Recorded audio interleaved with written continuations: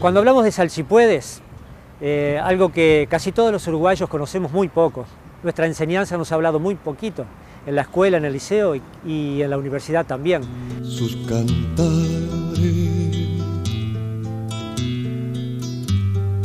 rompe los alambres. En ningún libro de texto que llega hoy a las escuelas del Uruguay, a los centros educativos, se habla de la masacre de Salsipuedes. A los trigales.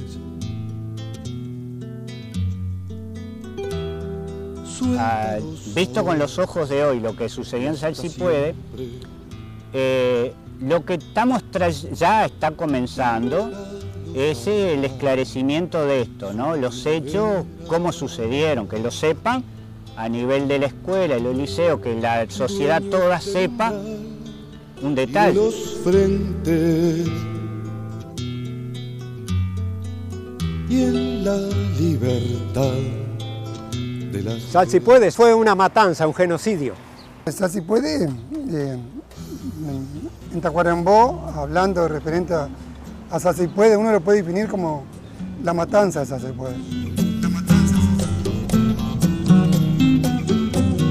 Como muchísimos compañeros, nos empezamos a interesar por el tema, tal vez a partir de aquel estereotipo que sufrió nuestro país de que aquí los indígenas los habían matado a todos y que prácticamente no había quedado absolutamente nada.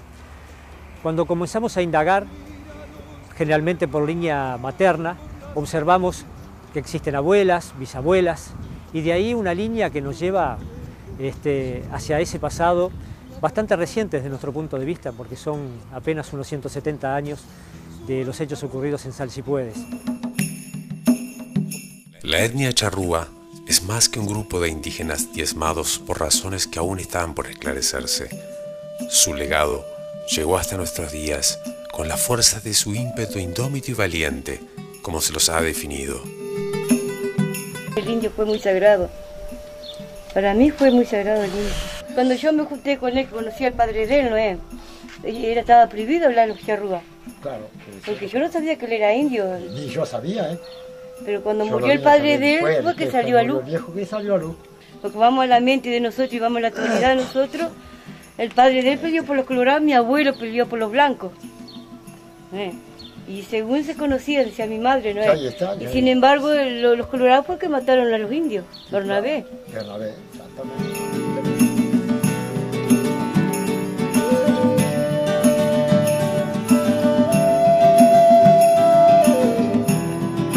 Nieto. Bisnieto de Cacique Cepé. Nada más ni nada menos que Cacique Cepé. Claro, que lo mataron ahí en el kilómetro 353. Yo nací en el rincón de Traquero, nativo del rincón de Traquero. Éramos 11. 11 hermanos. 11 hermanos. 9 varones y 2 mujeres. Que todavía hay una viva, todavía no creo. Bueno, yo me vine a enterar luego que partió mi padre, que fue en el 1971.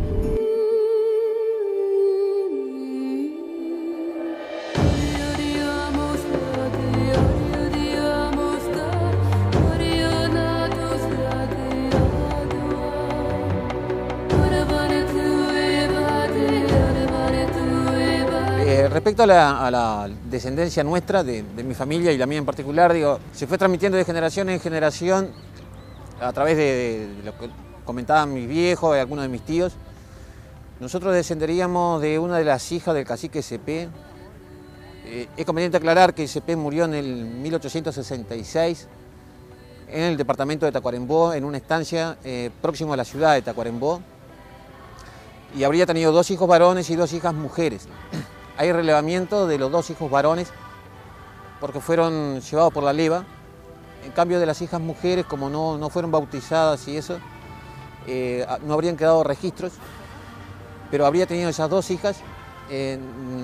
Nosotros descenderíamos de una de esas hijas de Cepé.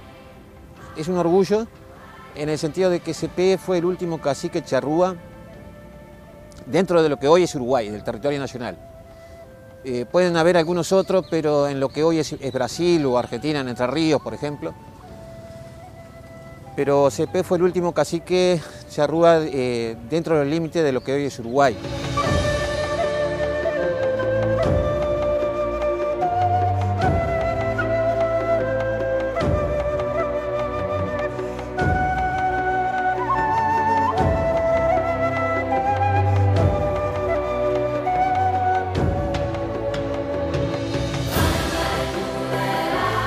Digamos, mi bisabuela Felicia era charrúa, digamos, lo supe por mi abuelo José, bueno, por mi madre René, la Beba, como le decían, y bueno, hubo una tradición, digamos, oral, en el sentido de que había cierta sangre charrúa en la familia, pero no era un tema que se hablara especialmente.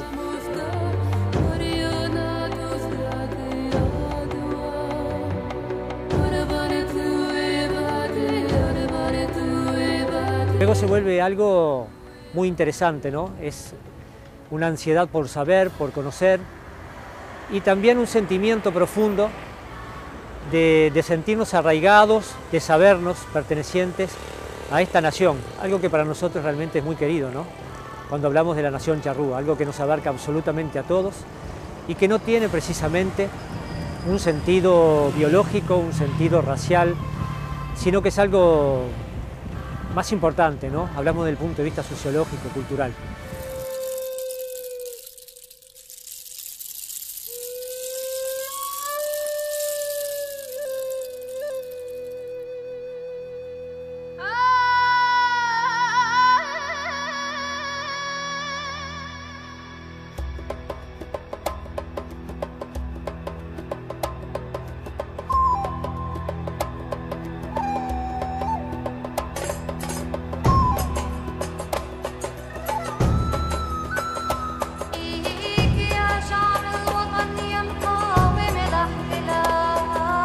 La historia es saliendo de la época de los años 80, en la población había una actitud de acercarse a las cosas, a las raíces de alguna manera, ¿no? Siempre me picó la curiosidad de por qué nada más que la garra charrúa y por qué solamente el general Artigas.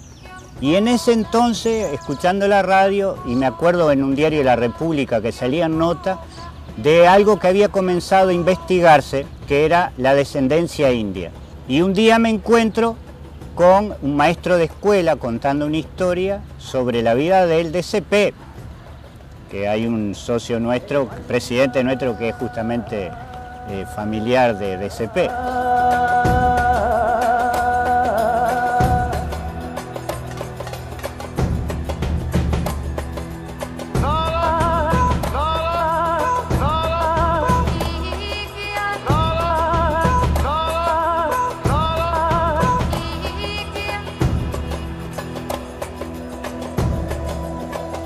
Cepé sería el mismo que aparece con el nombre de Polidoro anteriormente, que habría sido uno de los que se escapó de la matanza de Salsipuedes y que incluso hubiera dado muerte a Bernabé Rivera.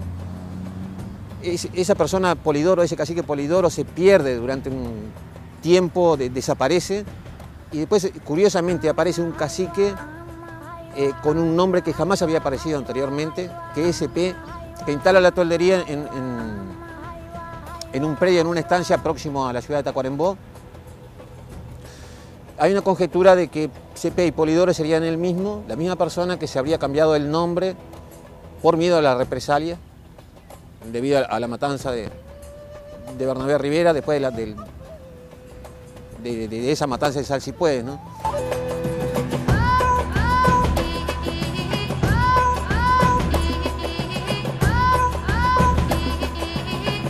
La nación charrúa tiene 4.500 años de antigüedad, cosa que a veces no se dice o se deja pasar. Solamente hay 300 años escritos de la llegada del hombre blanco.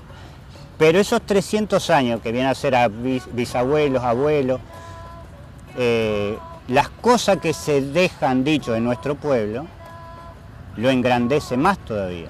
Porque en este siglo XXI que seguimos creando organismos contra la discriminación, por casualidad, nuestro pueblo no discriminaba. Y está escrito a lo largo de 300 años. El pasado nos pone de cara a la realidad más dura.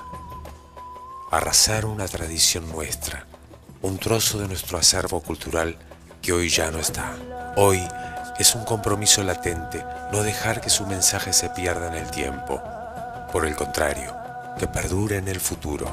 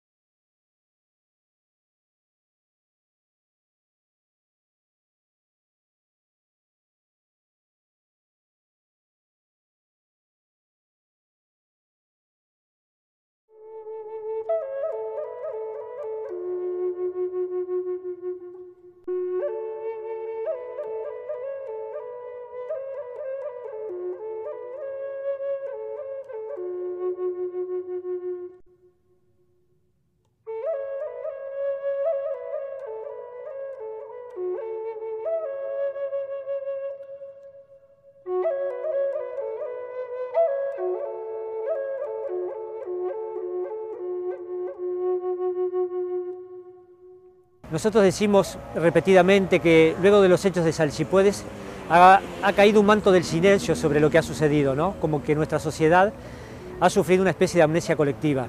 Es una página luctuosa realmente. Nosotros los 11 de abril nos reunimos siempre, con muchos compañeros que vienen de Montevideo y del interior, no solamente por lo que sucedió, sino para darle memoria, para reconocer y para poder transmitir a nuestras nuevas generaciones, a nuestros hijos, y darles la posibilidad que no tuvimos nosotros.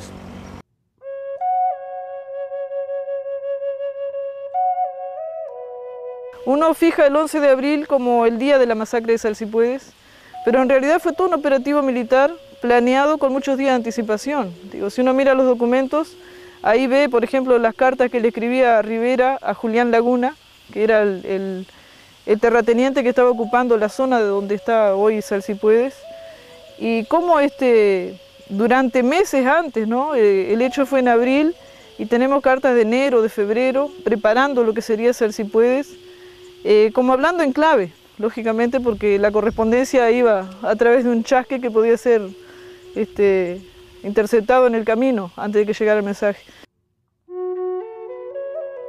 Aquí que Rivera queda comandando en las misiones junto con 200 charrúas, levantando todo el pueblo misionero. Rivera, junto con Julián Laguna, Venancio Flores, Bernabé Rivera, un montón de gente, empieza a planificar lo que después se va a llamar el genocidio del pueblo charrúa. Se empieza a tramar con estancieros del lugar, con la masonería en general que actuaba en sociedad sacando sus intereses internacionales, que estaban las potencias inglesas, las portuguesas, que intervinieron también en la matanza de Salsipuedes. En mi opinión particular, lo que se hizo fue una matanza. Una matanza porque fueron llevados en forma engañada, porque con una supuesta idea de charlar con ellos para poder combatir a los brasileños, los cuales los indígenas tenían una triste experiencia de los brasileños, que estamos muy contra ellos, ¿no?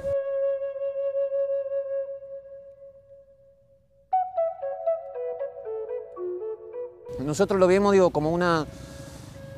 es feo decirlo, pero porque es una figura histórica que para muchos merece respeto. Fue una traición de las autoridades nacionales y de Rivera, porque cita a las tribus indias a una reunión de paz para supuestamente reiniciar la guerra para la reconquista de las Misiones. Rivera era un gran conocedor de la campaña, un gran conocedor de los indios porque eran sus compañeros de lucha en las luchas por la independencia, ¿no?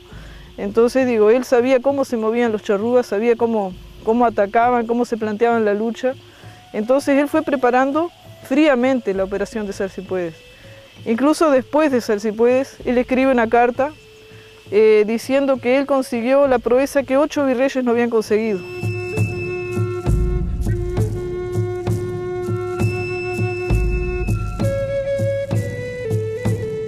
La experiencia señalaba, en eso hay cartas y escritos de Azara, por ejemplo, muy interesantes, también escritos del propio Rivera, que un combate frente a frente con los charrúas era imposible, porque ellos eran muy buenos jinetes y tenían una gran capacidad de desplazamiento. Por lo tanto, creer que se podía llegar a una especie de enfrentamiento formal era imposible. De ahí que se tuvo que acudir a una estrategia de una especie de emboscada. Por la mañana, los días anteriores al 11 de abril fueron llegando las tribus charrúas, se fueron instalando en el montecito de Salsipuedes, que es un monte parecido a este, es un monte achaparrado, bajo, de muchos árboles, con el arroyo que está ahí, que tiene una laguna grande, o sea que de cierta forma no se podía pasar hacia el otro lado. En los días anteriores al 11 habían ido llegando los contingentes de diferentes lugares y por supuesto también el ejército de Rivera.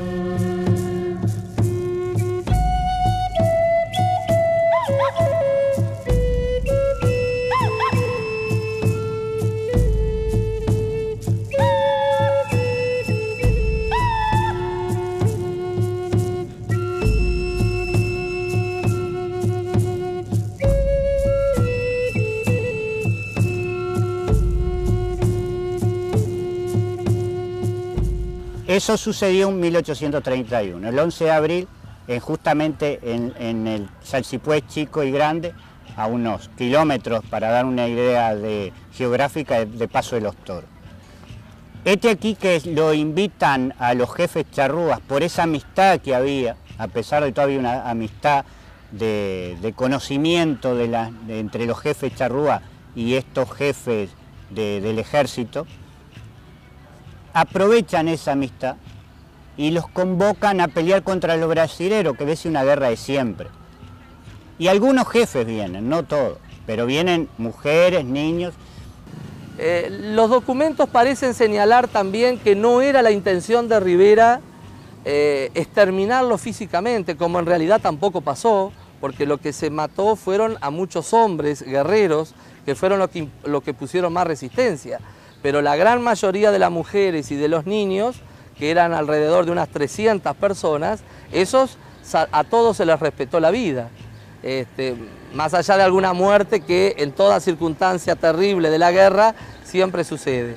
Pero Salsipuedes fue fundamentalmente una emboscada donde se los lleva a ese lugar bajo determinadas promesas, pero realmente los que hemos estudiado estos temas no creemos que fuera posible otra manera de reducir a los charrúas que la que se empleó, porque, insisto, a lo largo de 300 años se habían llevado adelante distintas campañas punitivas y casi siempre terminaban igual. Ellos disparaban y se alejaban del combate.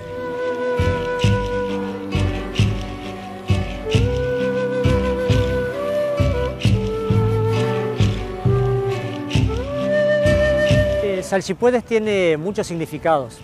Para nosotros, dentro de los más importantes, es la traición de las personas que lucharon como amigos, convocados innumerables veces para pelear contra españoles, portugueses, brasileros, ingleses, y en ese momento, el 11 de abril, fueron emboscados y masacrados. Lo siento como un genocidio, fundamentalmente un genocidio cultural, porque la sangre indígena siguió vigente. Los niños fueron repartidos en casas aquí en Montevideo. Había muchos charrúas que no formaban parte de ese grupo tribal, digamos. Fundamentalmente fue un genocidio cultural que tuvo que ver con la apropiación de la tierra, ¿no? y con la figura de Rivera que es considerado un traidor, porque en definitiva también el artiguismo representaba una cierta amistad con las etnias originarias, con un proyecto común, una América en la cual también los grupos originarios tenían que jugar un papel relevante, ¿verdad? Y sin embargo ese proyecto artiguista fue traicionado, y parte de la traición fue el genocidio de Charrúa, ¿no?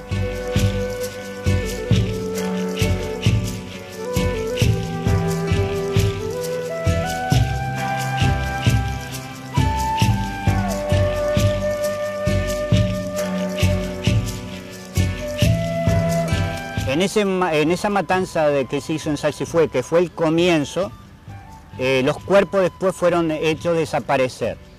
Hay una o dos lagunas que hay profundas y todos los cuerpos fueron tirados allí. Se traen en una columna hasta Montevideo, a pie, a hombres, mujeres y niños, más de los mujeres y jovencitos, niños que hombres, porque fueron muy pocos los que trajeron hacia Montevideo.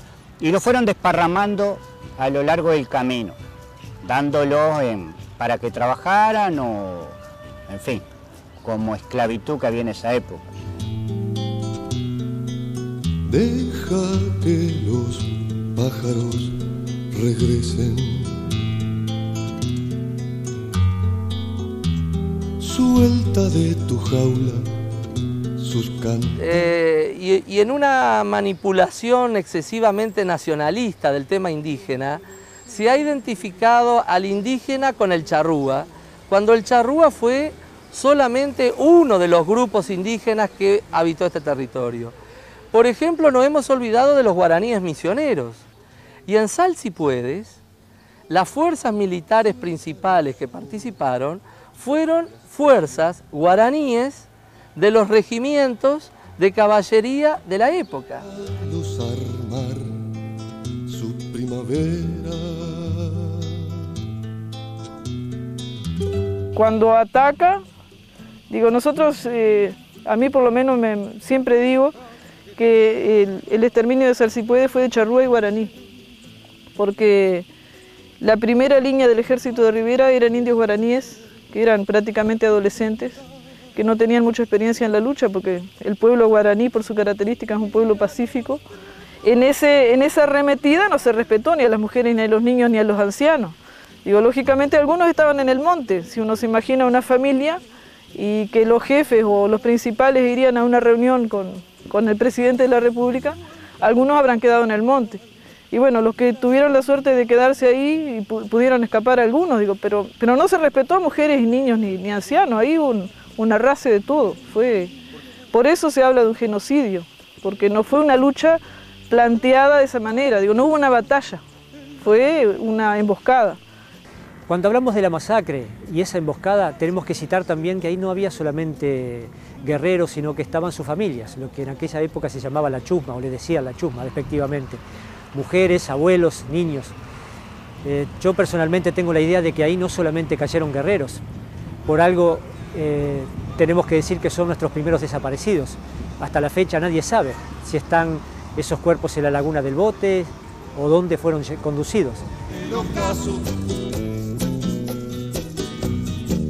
Óyelos cantar sobre tus sienes. Ahí fue una matanza, un genocidio. Esa es la opinión mía y de muchos compañeros. Además hay cartas del presidente, el primer presidente, que nacimos como país genocida. El fin en sí estaba previsto de antemano, hay miles de documentos que lo avalan, que era simplemente para exterminarlo, o sea, para que los charrúas dejaran de existir, tipo la solución final propuesta por los nazis contra los judíos, digo, algo muy similar, a la escala nuestra del siglo XIX, de 1831.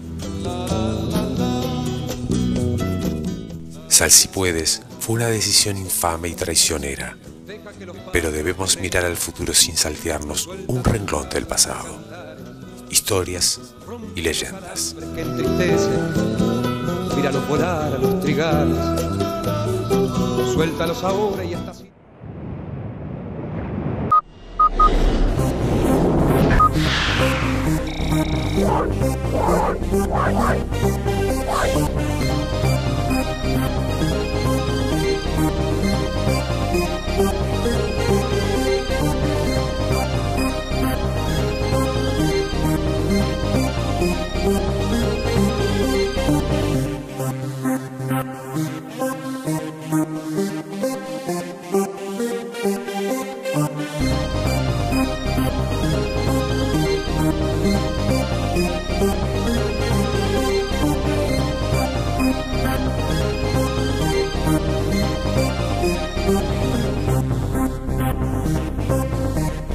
Thank you.